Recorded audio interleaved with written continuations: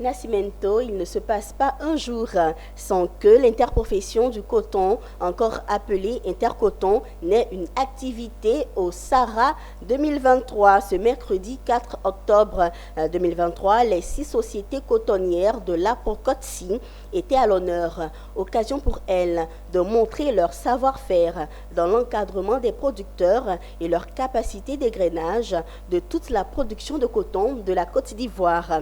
Suivez Brou Kwame, directeur exécutif de l'Association professionnelle des sociétés cotonnières de Côte d'Ivoire. La Procotsi donc est l'organisation des sociétés cotonnières et elle est chargée de représenter donc ces sociétés et de défendre leurs intérêts globalement. Alors donc à ce titre, nous analysons et traitons toutes les questions donc liées à l'engrenage et à l'encadrement des producteurs.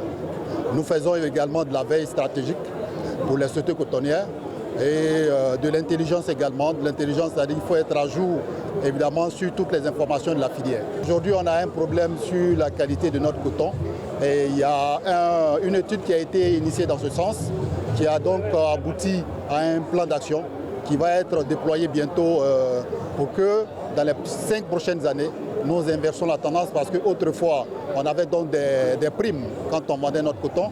Aujourd'hui, on a au contraire des décotes. Et donc, nous allons déployer donc ce projet-là pour que sur les 5 prochaines années, on puisse inverser la tendance et avoir des primes pour que, évidemment, nos parents producteurs aient un revenu encore meilleur. Donc, c'est ces choses qu'on présente. On a également un autre projet pour le personnel des sociétés cotonnières qu'on appelle la Ligue Sport Coton, qu'on présente également à nos partenaires, aux firmes et autres, qui est donc une activité sportive qui aura lieu d'ailleurs cette année, l'édition 2023 se déroulera à Ferké, les 27 et 28. Alors les producteurs, on les encourage à poursuivre la production de coton. Nous travaillons très dur pour que les revenus soient améliorés. C'est pour ça que vous voyez les différents projets que toute la filière initie. On parle de projet RESCO, on parle de projet qualité coton, on parle de beaucoup de choses, tout ça pour que, in fine, le revenu de nos parents soit amélioré parce que c'est eux qui font le coton et doivent donc vivre de leur activité.